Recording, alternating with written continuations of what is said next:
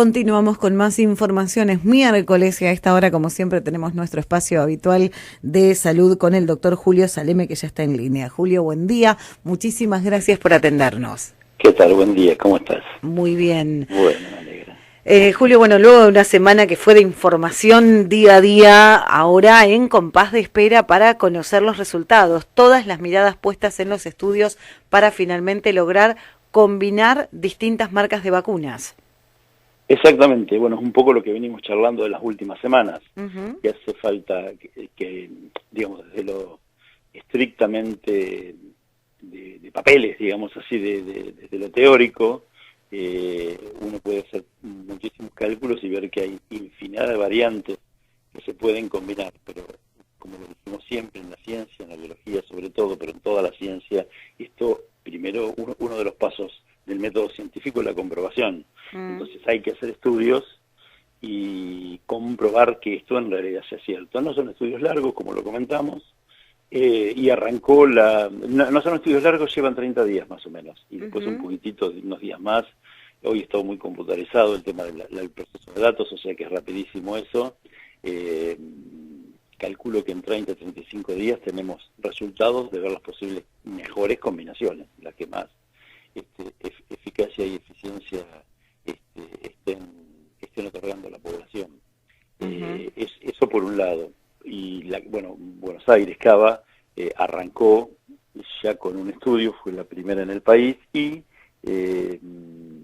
lo que sucedió después de eso, que Nación también abrió un registro de voluntarios en algunos hospitales para también hacer estudios. Así que está interesante porque va a haber varias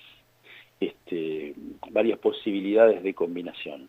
Aquí lo que ha pasado es que en realidad las combinaciones de todas las vacunas menos Sputnik estarían disponibles de las que han llegado a la Argentina. Pero bueno, el componente 2 de Sputnik, pues viste que Rusia es un país muy especial en cuanto a la comunicación, bueno, China también lo es, pero hay cantidad de Sinopharm, que es lo que estamos comprando, y ya ha llegado, ¿no es cierto?, al país. Por eso en ese sentido estaría garantizada con el mismo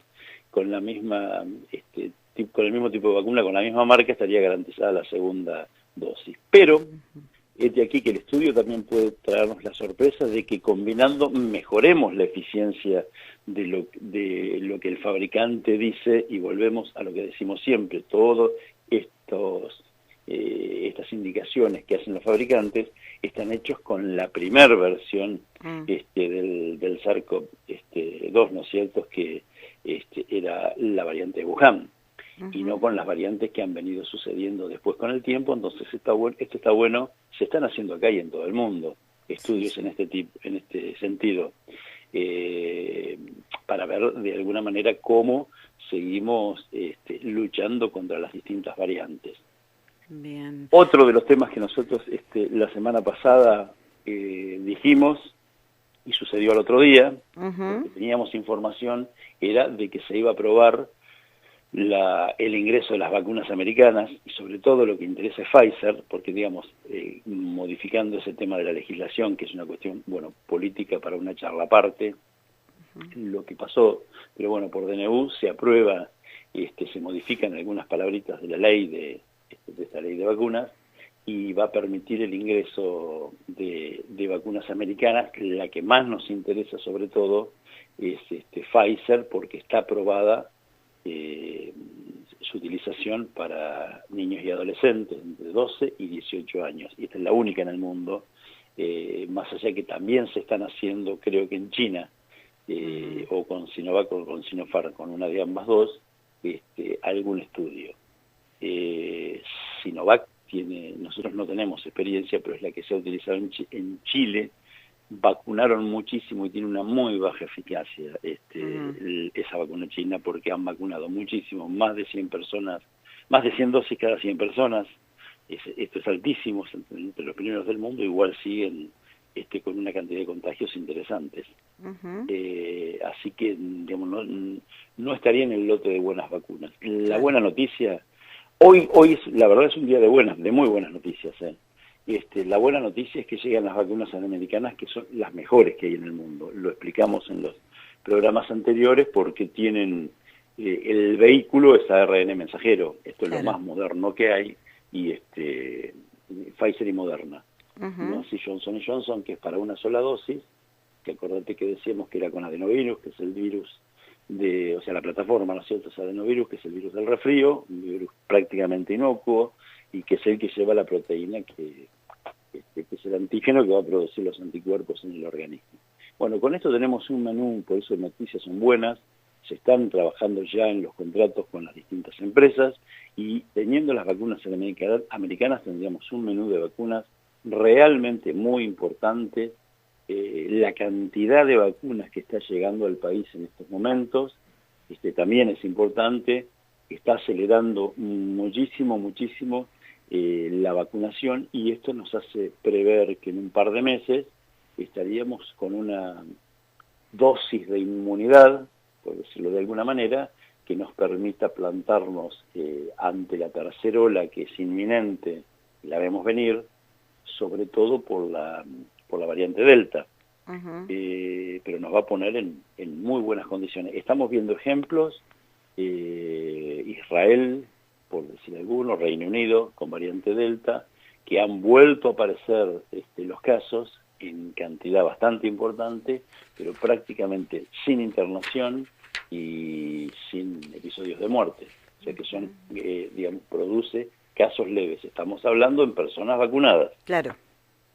Pero bueno, en nuestro país yo creo que en un par de meses, a un ritmo como el que estamos, que podría ser mayor, por supuesto, el presidente había hablado allá por enero de que el país estaba en condiciones de vacunar a 1 millón de personas, y como máximo, creo que fue el jueves pasado, se llegó a 400. O sea que se podría duplicar cantidad de vacunas ahí.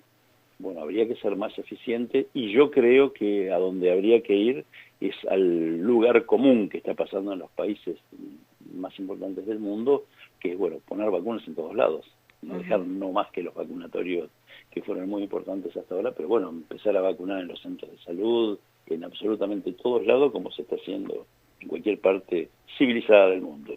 Bien.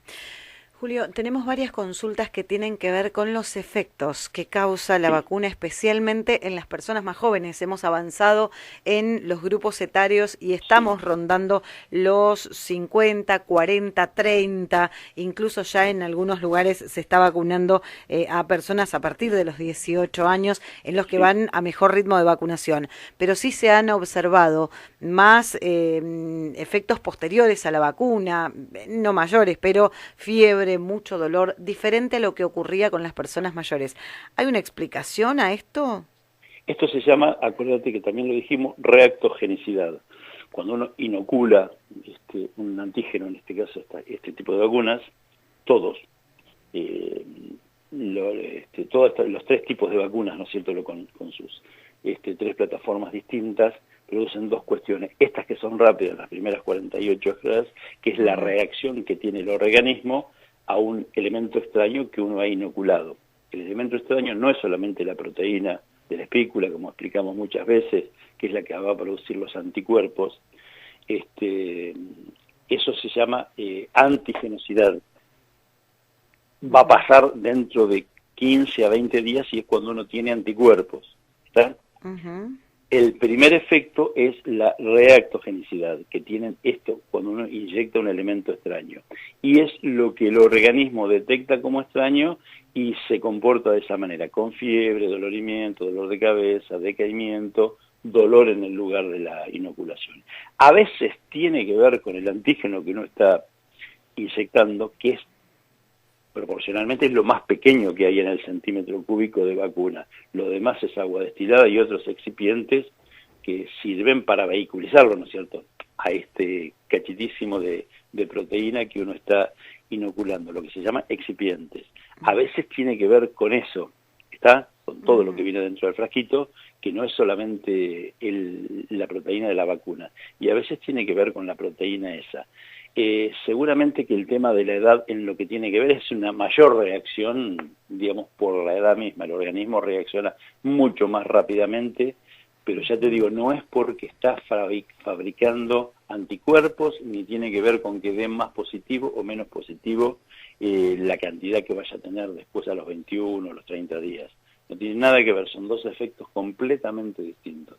Y sí tienen que ver con la edad y una manera mucho más rápida de reaccionar a esos elementos extraños. Bien. No es enfermedad, hay que quedarse tranquilo, está recontra medido en el mundo, todas las vacunas producen, como uno a veces tiene conocidos, familiares, y dice, che, a fulano le hizo esta marca le hizo esto, y uno, yo he escuchado mucho ponerle de AstraZeneca, sí. pero no se escapa, digamos, cuando uno va y lee estudios, la reactogenicidad no se escapa de lo que son otras marcas. O sea, todas producen más o menos lo mismo, y no es que a uno le está haciendo bien. O sea, bien. Por ahí coincidentemente, como a nivel local, digo, y esto es coincidencia. Acotado de ojo, coincidentemente se están aplicando mayor cantidad de AstraZeneca. Claro, y justo se empezó a vacunar a los grupos más y jóvenes, por decirlo de una manera, parece como una reacción, pero es una mera coincidencia. Sí, pero yo quiero decirle a la gente que lo tenga clarísimo, no es que le está produciendo anticuerpos, Claro. Podés tener todos estos efectos y medir anticuerpos dentro de 21 días y no estar entre el 95%, 90 o 70 y pico, o lo que fuere, según la marca de la vacuna, que produjo anticuerpos. Bien. Tranquilamente. Julio, bueno, hay otra pregunta. Te quería comentar antes de que me olvide, después porque apareció para que la gente que tenga tranquilidad, la variante Epsilon, quizás lo hayas escuchado. Bien. Sí. Esto lo venimos hablando hace meses ya. Yo le decía variante andina, es la de Perú. Esto está ahí, está dando vuelta, el 70% de algunos países en América Latina tienen esta variante. Es muchísimo más contagiosa, más o menos como la variante de Manaus, la variante de Brasil. ¿Está? O sea que es más o menos igual.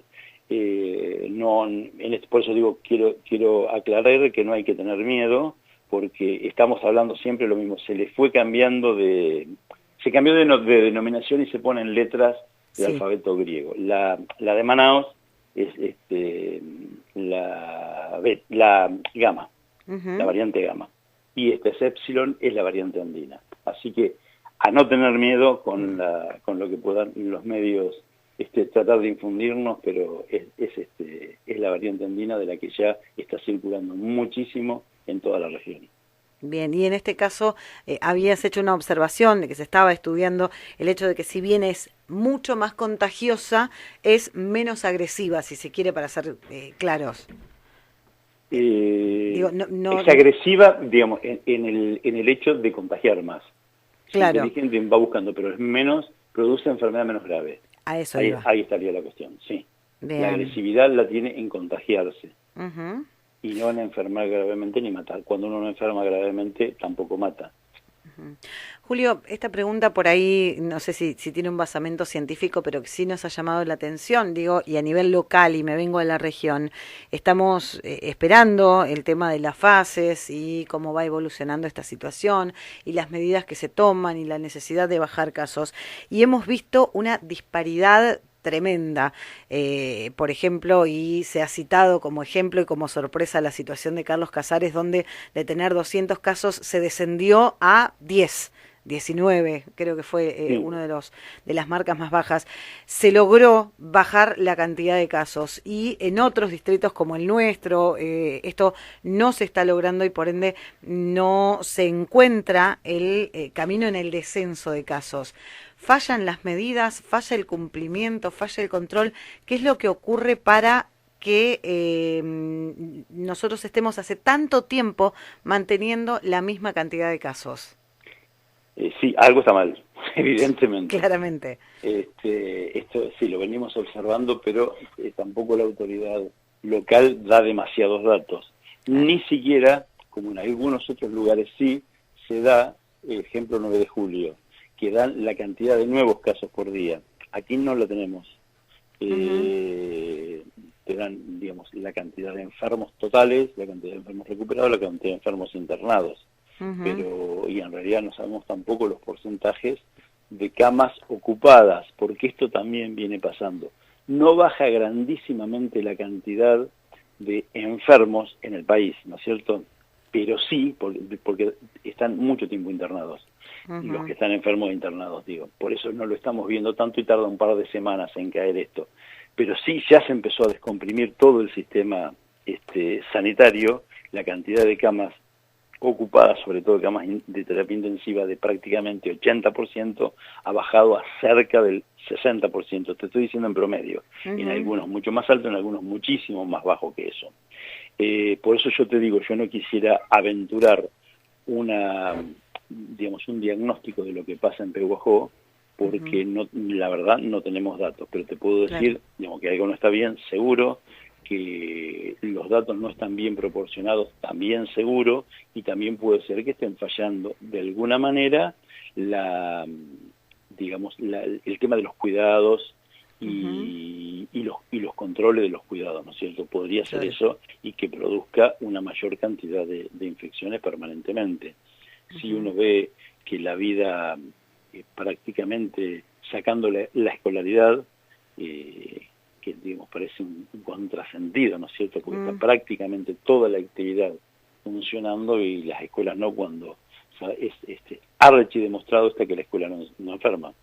Pero bueno, esto, digamos, ya se escapa a nosotros y sin datos, pues yo soy muy cuidadoso en este espacio en tener datos certeros, científicos, por eso hemos venido no acertando, digamos, esto no es magia, esto no es magia, lo que digo yo es que uno siempre, una semana antes, unos días antes, voy adelantando lo que va a pasar con el tema de la tercera hora, lo que iba a pasar con la vacuna Pfizer, con los estudios que se van a hacer para las distintas combinaciones. Bueno, ¿por qué? Porque esto está escrito, sale en revistas especializadas, hay artículos especializados y aparte uno, digamos, con el mundo científico tiene contactos personales, de amigos, de colegas, de cosas que, sobre todo en Buenos Aires, y más o menos se va informando de lo que va pasando en todo ese submundo científico. Por eso que no decimos disparates, y más o menos lo que uno dice se va cumpliendo. Más o menos no, prácticamente con certeza se va cumpliendo. Cuando no tenés, por eso yo no quiero sacarle el cuerpo a la pregunta, pero no tengo datos para decirte lo que pasa en Pehuajó. Llama pero muchísimo sí que la algo atención pasa. Que seguimos con 250 casos clavaditos. O antes eran 500 y aparecían 250 y ha bajado a la mitad, como ha bajado en todos lados, o no sé qué puede ser, pero seguimos con 250. Digo, hay como no hay explicación, hay muchísimas dudas de cuál es la realidad. Lo que sí te puedo decir es que se está vacunando mucho. Sí, Porque uno va al vacunatorio, yo me di la segunda dosis la semana pasada y estaba lleno de gente, bien, con distanciamiento, o sea, en eso no está perfecto, pero y aparte porque uno conoce gente y que se vacunó con primera y con segunda, se está vacunando muchísimo. Sí, en eso coincidimos. Eso inevitablemente tiene que bajar los contagios, inevitablemente, porque esta es la solución. Pero no está pasando, claro, y eso es lo que llama la atención. Julio, veremos en los próximos días a ver a dónde va esto. Julio, otra de las consultas que también surgió esta semana, y teniendo en cuenta que ya desde hace un tiempo dependen de los síntomas que una persona presente para que finalmente te habiliten para realizar el testeo, el hisopado.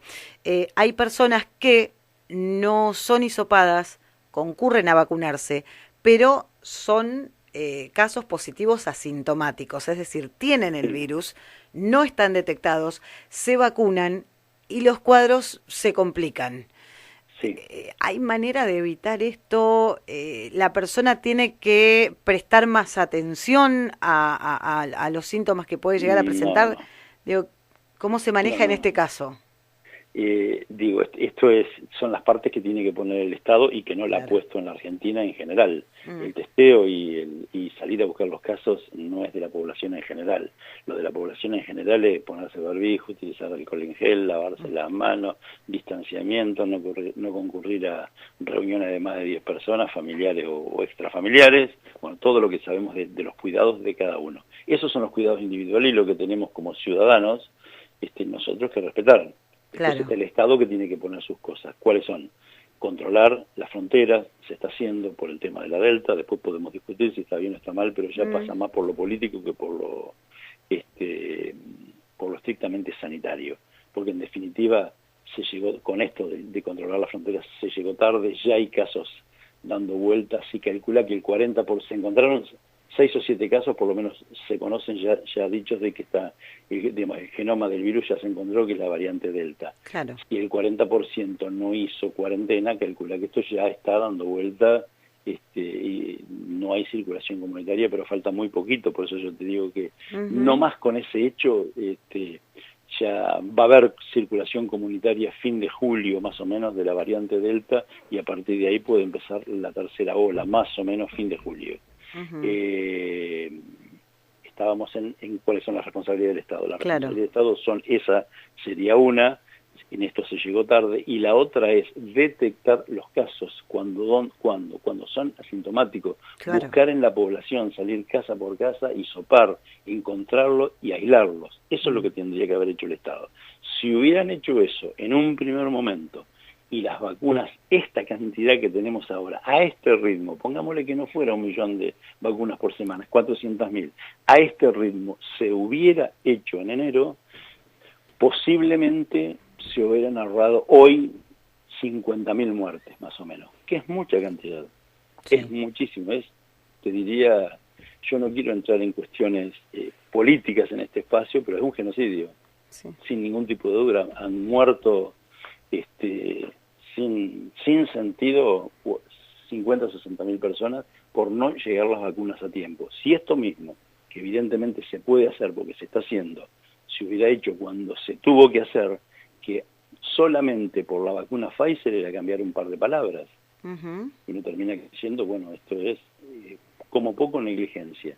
Si aparte se hubieran comprado muchos test para buscar dónde están los contactos, los contagios, y tenerlos aislados, en realidad, y ser muy rigurosos con el aislamiento, y bueno, hubiéramos tenido una cantidad de enfermos muchísimo menores, pero muchísimo menores de lo que tuvimos, y eso conlleva haber tenido muchas menos muertes.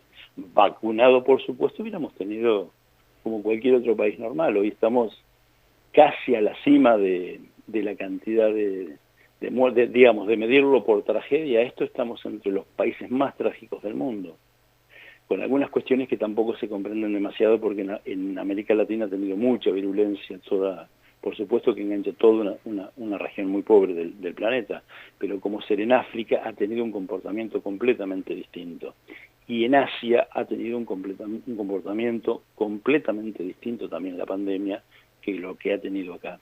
Y hay razones que explican estas cuestiones, que tienen que ver quizás con la circulación anterior de virus parecido, el del ébola anduvo dando vueltas y por ahí deja en África, ¿no es cierto?, y deja alguna inmunidad cruzada, y mucha cantidad de otros tipos de COVID han circulado por Asia y quizás también dejaron alguna inmunidad cruzada con esto, y por eso han sido completamente distintos, y solamente con medidas no tanto de vacuna, sino de control y aislación en esos dos continentes se ha controlado muchísimo mejor que en Europa y en América. Esto es un dato de la realidad.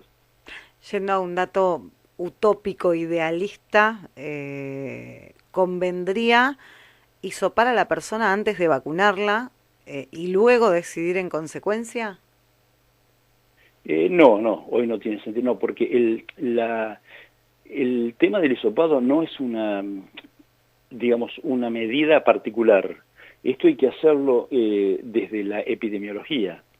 Es una especialización de la medicina, ¿no es cierto? Sí. Que son los epidemiólogos, que son los que ven a la sociedad y la estudian, y después cuando aparece algo la tratan de determinada manera.